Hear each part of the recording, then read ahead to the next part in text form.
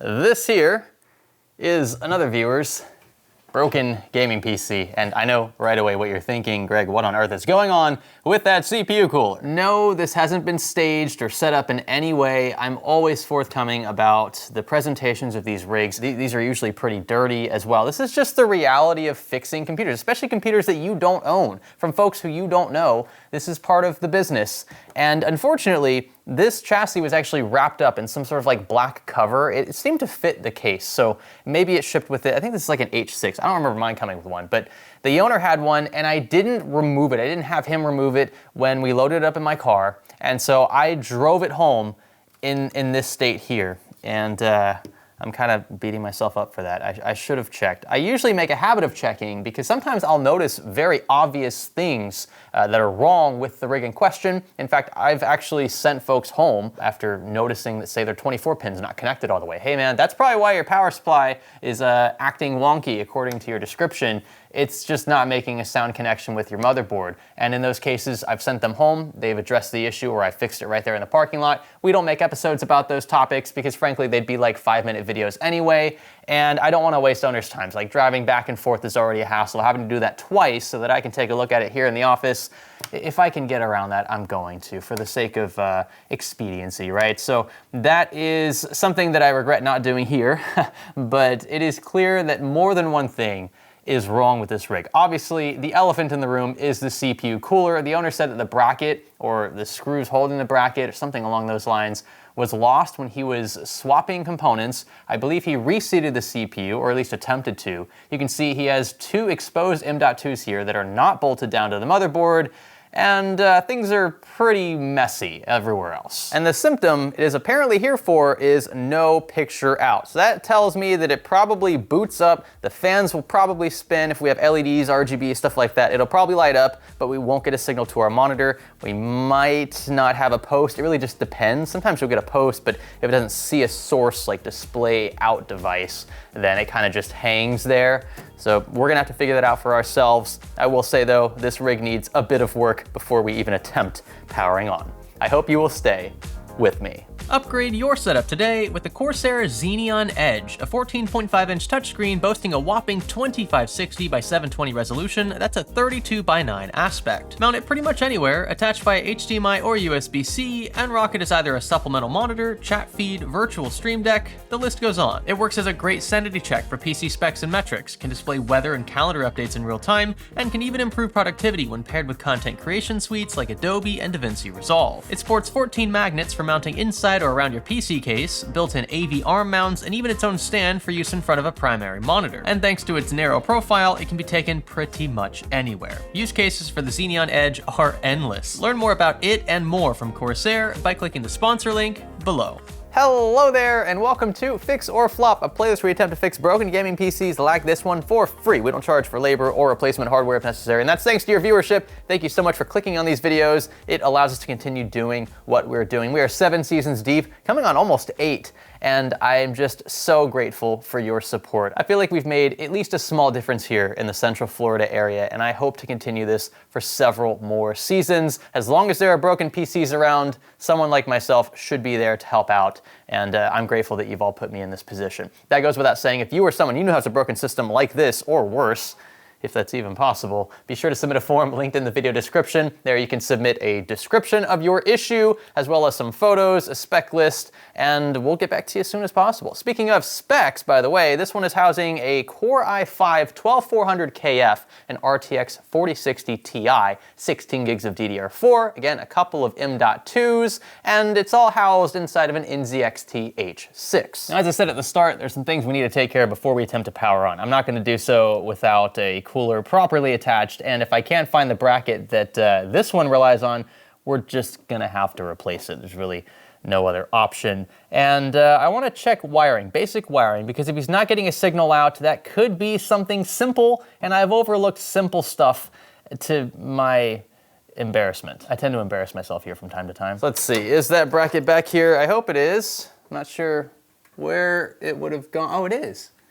Oh, but I see what he's saying now. Okay, so, yeah. All right, well that blows. So the bracket is still here, but it looks like there were a few screws that were passing through the backside of it to hold the cooler in place. And those, yeah, those appear to be missing. If not screws, they're like nuts, and those nuts are missing. Never good when you're missing nuts. Also, yes, his power supply is turned backwards. Oh, and you know what? I heard something sliding around in here. We actually have one of that, because this is not really a nut. It's sort of like a little retention holder thing for the screw to pass through, and so far I've only found one of them. I think we have 3 more to go. I think this is the earliest I've ever introduced a new product into a Fix or Flop video, and I really don't have much of a choice. I can't find the other little brackets, nuts, whatever you want to call them. And so we've got to swap the cooler out. I'm just gonna be preemptive about it. This is a Pure Rock 3 from Be Quiet. They have been a long time supporter of this series. We're very grateful for their support. And it also helps that they make pretty fantastic products with great warranties. The Pure Rock 3 is a 190 watt TDP cooler. It is an air cooler as well. It should fit nicely with what he already has in this system. It'll keep his CPU nice and chilly, and it'll also run very quiet. Of course, Be Quiet, quiet operation. That'd be a bit weird if they named themselves Be Quiet and they didn't make quiet products. I know you guys just saw an ad spot, so we can talk more about this later, but this cooler is going to be linked in the description if you are interested. Let's go ahead and get this installed. Now, unfortunately, in NZXT's infinite wisdom, they decided to place the power supply up here, which means that it completely obstructs the removal of the bracket here that holds CPU coolers in place. So we're going to have to take the power supply out and swap those brackets, and then pop the cooler on from the other side. We're kind of going out of order here. It's not really NZXT's fault, but it is a consequence of working with a dual chamber chassis like this. Just a few screws to remove. I did notice he only has 3 of the 4 actually holding it down. And we'll just carefully move this out of the way. This is a Gamdius Helios P1 600 watt unit, if you were curious. It's non-modular. It's kind of on the cheaper side, even though it's 80 plus gold rated. We can test this later if we suspect we actually have power-related issues. Now, thankfully, this one retention nut/bracket thingy here was actually keeping the cooler from falling onto tempered glass and probably causing more damage. This is actually the only reason why it's still hanging on, literally by a few threads. So that was, yeah, a close call. Again, we're gonna scrap it entirely so we don't have to deal with it anymore. Way more difficult doing this with the case upright and the motherboard upright, but I've installed so many Be Quiet CPU coolers over the years, it's like second nature for me. Now we can remount his power supply, this time with the fan facing outward for some ventilation. It can actually breathe.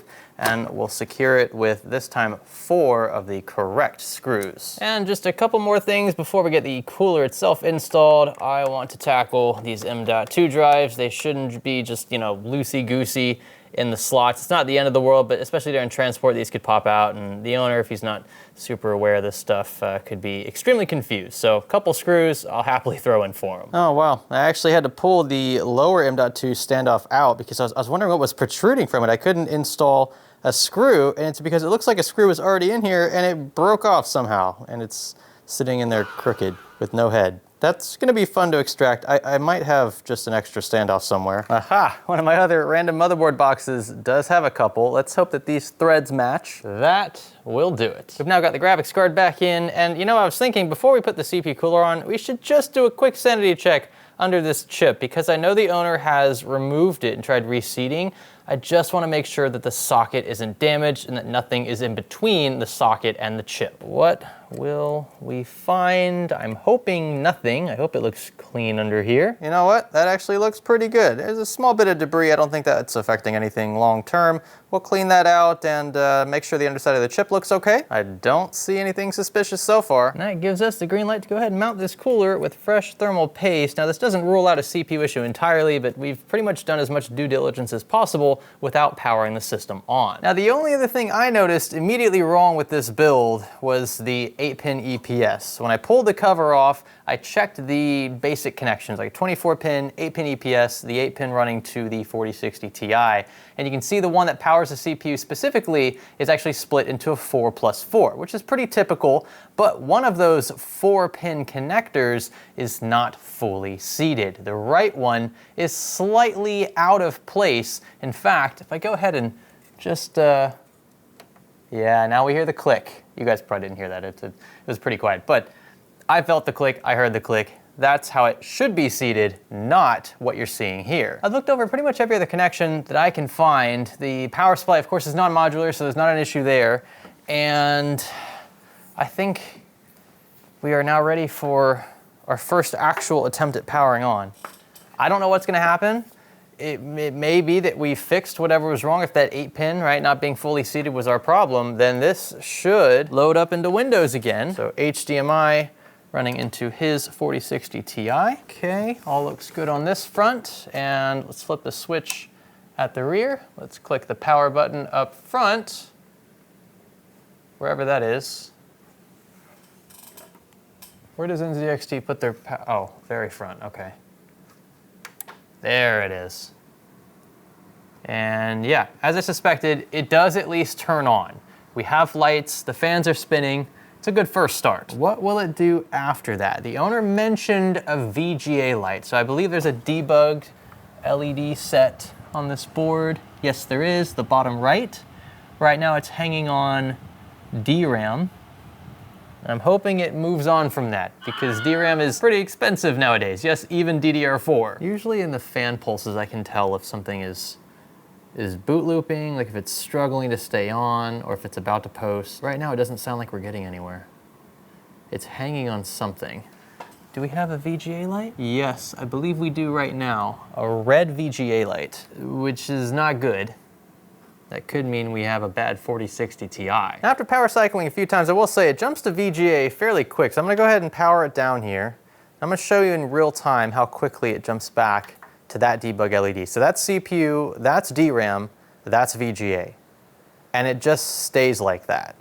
So literally 2 or 3 seconds into the boot process, it sees an issue with VGA, more than likely. And it's not always a guarantee. We've seen some weird debug codes that actually have nothing to do with what they're signaling, but I would be inclined to investigate the GPU further. Now let's see, I wonder if we get any reaction from the fans. Some cards won't turn their fans on at all upon startup. I want to see, yeah, there's nothing. Nothing coming from those fans. In my experience, most cards fans will at least spin up at startup and then they'll stop right after that, assuming they aren't immediately under some heavy load. I wonder what'll happen if we lower this graphics card down to, let's say, the 3rd full-length PCI slot here.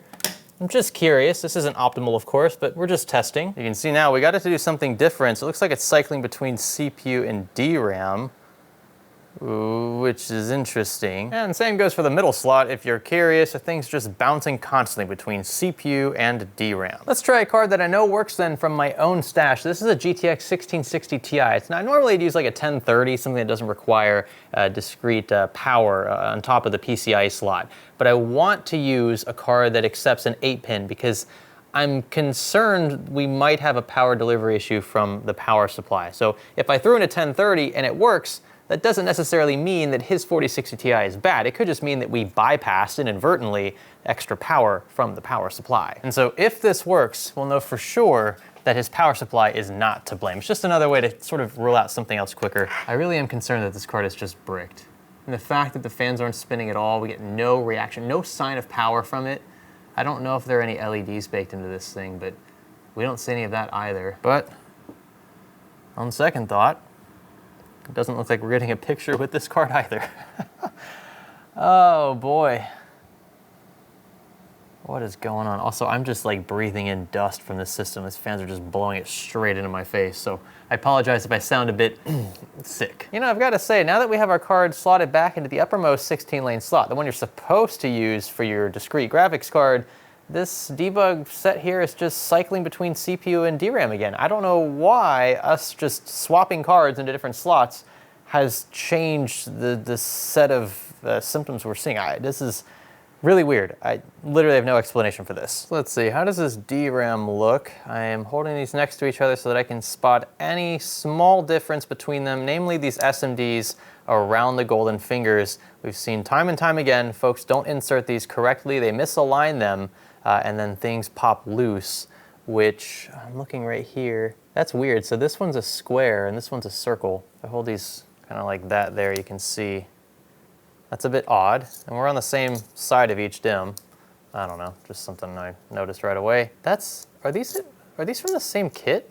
Why do these DIMMs look different? Like we've got an SMD here, and there isn't even like a solder point or a pad for it up here. Well, would you look at that? These were manufactured in 2 different dates, actually about 6 months apart, and they are single DIMMs sold from separate kits. So it's possible this owner or the previous owner either built with 2 separate sticks from 2 separate, I don't know why they would, but maybe they did. Or maybe this was like an SI build and they had like bulk deals on single 8 gig DIMMs. Not too sure, but that could explain why these look physically a bit different. Nonetheless, I want to try a known working stick from my own stash to see if we can change the status quo. A few moments later. Oh, I want to film this, so I'm going to go handheld here.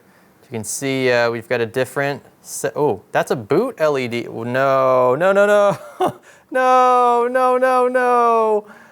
Oh, that caught me off guard. I didn't think that would do it. Those look physically okay. I mean, it still doesn't necessarily mean that the DIMMs are bad. They look like they're really far away. I'm using a wide-angle lens. Man, is it possible one of these DIMMs is dead, or is it possible maybe we have a defective memory channel, which would be the responsibility of the CPU more than likely, or maybe just like bad communication via the board?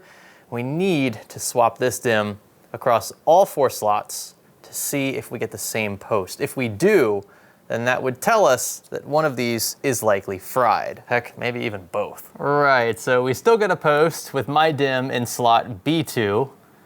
It means that both channels are working. And there we go, slot A1 also works. We're in slot B1 now. That's a post debug code there. And you can see, we've got it on screen. Oh boy. So even a 2-DIMM kit from my stash works, in case you're wondering. Slots A2 and B2, the first 2 to be populated, we still get a post. So it's not like a single DIMM versus double DIMM issue. The CPU can handle 2 just fine when both are working.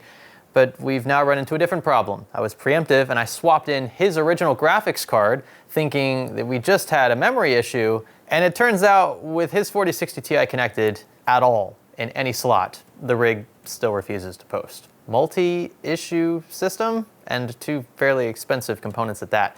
DRAM is expensive, graphics cards have never really been cheap. We need to do a bit more digging just to be sure. It's not an issue with HDMI specifically. I've tried every single DisplayPort at the back of the 4060 Ti as well. Run it through a standalone monitor here, so we're direct into DP, and I still don't get a signal. And I've also visually inspected, mind you, each and every one of these display connectors at the back of the card. They all look physically sound. So I think, again, we have a bigger issue here. And we know the issue isn't his power supply because my 1660 Ti accepts the exact same supplemental 8-pin, and we do get a post. So what's going on here? I mean, I've tried clearing the CMOS, I've hard reset, I've powered down, I've even checked battery voltage off camera. We don't have any issue with any of that. Again, we get a post here when his card is not involved. In fact, I've even gone so far as to swap in one of his original DIMMs, and we have gotten a post with it. So now what I'm gonna do, I'm just gonna do this all in one take, is power the rig back off. I'm gonna drain caps, kill power at the unit, and then I'm gonna swap his working DIMM for what I suspect is going to be the defective DIMM. We're gonna use the same slot, A2, the first to be populated in most modern boards. Let's give it a whirl. Here we go. All right, so it always powers on without fail. That's never an issue. It's on the DRAM light now. It's on the VGA light now, which is odd. So maybe we don't have a, what? You know, maybe he just had an improperly seated DIMM. Maybe that's all it was. They both look seated to me. They were in there, believe me. I can't really explain what I'm seeing right now. Okay, let's go back to trying both of his DIMMs. This is really odd. I'm totally caught off guard by this. Alrighty, DIMM number 2 going in. So slots A2 and B2, we're looking good. Yeah, both are fully seated. Power back on once more. Let's see. I mean, this would be a relief. If we could get the system to post with both of his original DIMMs back in, I can keep mine for a rainy day. So we're on the DRAM light now. We've moved on to VGA. Interesting. So what on earth did we get hung up with earlier? And it's on the boot LED. All right. There's a, I know you guys cannot see that from there. That's a post again. So I guess his DIMMs are fine. And I just was led down some weird rabbit hole that ended up going nowhere. Right, okay. So it looks like what we're really dealing with in the end is a defective graphics card. And this is a 4060 Ti. And I know it's a 60 series card, but it is not cheap. and I don't just have extras of these laying around. Graphics cards are some of the few products, well, today I shouldn't say few because I can't really get DRAM from anybody nowadays either, let alone storage. So graphics cards, DRAM, and storage are the three things that are pretty much unobtainium, even for influencers, whatever you want to call someone like myself, content creator.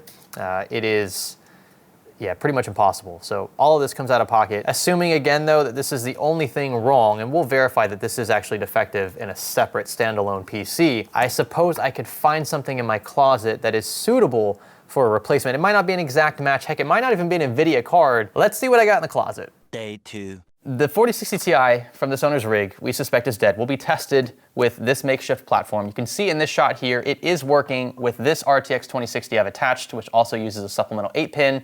We do get a post. Everything is hunky-dory. So I know my platform's good. If this card doesn't post with this platform, we'll know for sure this card's dead. Let's assume that's the case. We'll test it in a second, but let's assume that there's no hope for his card. And no, I'm not gonna blast it with a heat gun and hope that I fix it, because that's likely a temporary fix. I believe this owner drove over an hour to be here, and he's gonna do it all over again to pick it back up and then drive home as well, right? So I don't want that to keep happening. I wanna send systems home in working order. That has always been my goal in this playlist, and I've never made a secret of that, even if that involves a small downgrade, which is exactly what's gonna happen here. So this card is an RTX 2060. It's the one you just saw us testing with to make sure this platform worked. This was actually donated to us by the owner of another PC featured in this Fix or Flop playlist. He insisted we keep it and repurpose it for this playlist, and I insisted in turn that he keep it, sell it in this market. This will still sell for good money. He wanted us to keep it. Now, I've never accepted money for this playlist. Folks have tried to do that before. I love being able to tout that we do this totally for free. There are no strings attached. You don't owe us a dime if we look at your system. But this card, again, isn't gonna cost us anything to swap in, and I'm grateful for it. So I have accepted it, and I am going to repurpose it straight up into this owner's rig, who I have talked with extensively off camera. So just so you know, I have seen the purchase order for this computer. Now, it wasn't in the exact same case that it's in now, but it was a pre-built, I believe, bought through Newegg, and the warranty's expired. Now, this card's manufacturer warranty might still be running. I'm not sure. It's something I don't typically deal with. I don't have direct contact with Zotac anyway, and so I'm gonna give this card back to the owner so he can do what he wants with it, assuming it is dead. But the reason I'm bringing all this to your attention is because I know there will be folks who insist that we upgrade him or that we swap like for like. Greg, dip into your own pocket, $300-400. What's the big whoop? You make tons of money making these videos. Stop acting so ungrateful for the position that you're in. I've seen comments like this before. I don't know what sparks the secondhand entitlement. All I can really say is I don't think I make as much money as some of you probably think I do. I have people that I pay. I have employees that you don't know about. I have contractors that I pay every month you don't know about. So I have expenses outside of just the components that I have to buy to keep these videos churning. Of course, I have my mortgage that pays for this big office space, which I feel like I need at this point to keep these videos churning. We have the car channel as well with expenses there, because that channel definitely doesn't make money at this point. Yeah, all that to say, I know it sounds like a bunch of excuses. It's just not economically viable for a channel, a business my size, to shell out several $100s every single episode to keep like for like swaps in place. What I can tell you is that the owner of this system is grateful for the 2060. Everything that I've done in terms of due diligence points to the fact that the owner purchased this rig himself, and he's sort of in a situation where he can't, indulge the warranty because it doesn't exist anymore, and he doesn't have a bunch of free cash to float for a new graphics card, especially one that is equitable to a 4060 Ti and in this market. So I'm giving him this card. And I think this is better than nothing. I think a 2060 is still a fine card. It's gonna get him back on the road. It's gonna get this rig into a working state again so he can game with it, content create with it, whatever he wants to do.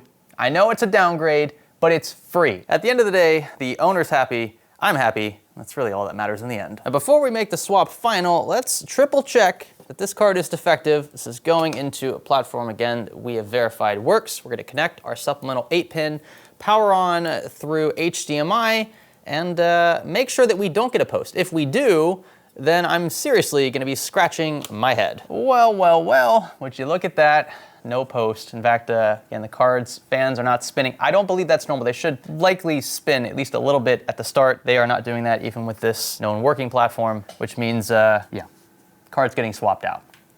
what else can we do? So in goes the replacement. We're gonna connect it to the uppermost PCIe slot full length, tighten it down with a couple Phillips screws, and reconnect the supplemental 8-pin. If this works, we can wrap things up. We will probably end up dusting the system off camera. I think it needs a bit of that. It is dirty. We'll make sure that temperatures look good, make sure that BIOS settings and things are optimal, and then call it. Let's see what happens. Let's power this on and push the power button up front. So we've got all of our fans spinning. They're all lit. It does sound like it's going to post rather quickly. Yep, there we go. You can always tell with the fan curve. And yeah, we've jumped straight into the BIOS. I'm gonna tap through this and make sure that we load into Windows. Again, if I recall, this system did have Windows on it before it started acting up. And so it should load into it, all things considered. Click enter here. We'll go back and set DDR4 profiles and things later. You can see CPU temperatures at idle look fantastic. No pun intended. You can see that RPM there. We do have Windows Boot Manager on our Gigabyte drive. So I'm gonna go down and I'm gonna select, well, it's the only drive here. I thought I could just boot into that directly. I'm gonna go ahead and just click F10 and reboot. Yep, there we go. That's a good sign. So that, I believe, is Windows 11. It's looking good. So yeah, there we go. All right. I'm gonna reboot this a few times as well to make sure that this is a repeatable thing. We don't want stuff going wrong for the owner once he gets it back in his possession. Things are looking great. We have a system that repeatedly loads into Windows without issue. Temperatures seem to be fine. I don't want to log into this system for risk of tinkering with sensitive files and things. When I don't have to log in, I choose not to, just for liability reasons. And this system is not showing me at this point any signs of instability. We've replaced the CPU cooler because the old one was missing vital hardware, so that was pretty much mandatory. Same goes for the 4060 Ti, swapping that out as well for a known working RTX 2060 has gotten us back up and running. The owner should probably, with NVIDIA, it's probably as simple as just reflashing the driver if it's different for the 2060 than the 4060 Ti. And if I'm being frank, like the real on-paper difference between a 2060 and a 4060 or even a 4060 Ti is not huge. It is noticeable, but it's not huge.